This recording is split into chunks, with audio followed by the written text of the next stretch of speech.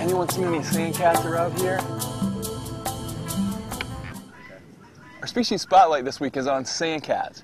And believe it or not, that is their real name. People always say, what are they called? Yeah, they live in the sand, but that's their name. They're actually sandcats. And their scientific name is Felis margarita.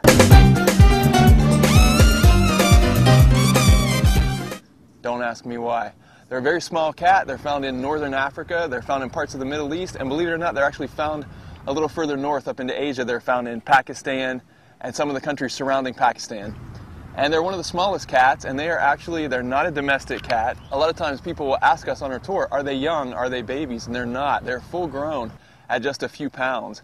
And they're very well adapted to live in the desert. They have padding on the bottom of their feet. They have huge ears so they can hear their prey. They eat a lot of lizards, gerbils, rodents that live in the sand, and they actually listen for them scurrying across the top of the sand.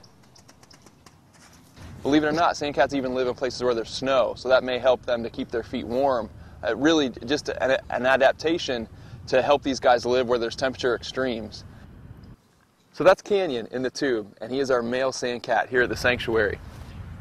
I think he's going to try to sneak out right back there. But you can see his size. He's pretty small.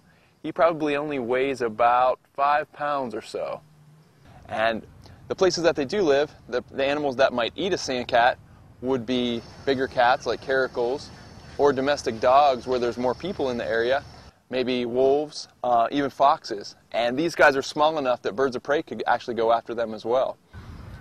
What they eat anything from grasshoppers, insects, of course the ones that live in the desert. A lot of times they would be eating lizards primarily as their diet, and definitely rodents. That's probably makes up the biggest part of their diet.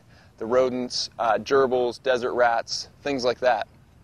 These guys don't have access to water in the desert area, so a lot of times they will get their moisture, they'll get their liquid intake from their prey.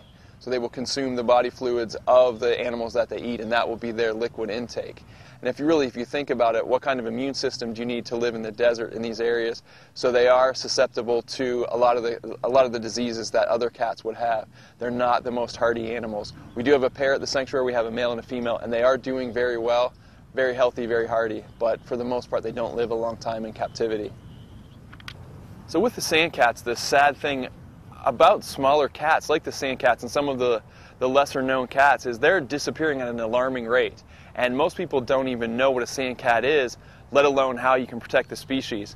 And when you think about the bigger picture, really we need to preserve habitat. And when you preserve habitat for the bigger animals, that in turn protects a lot of the smaller animals like sandcats.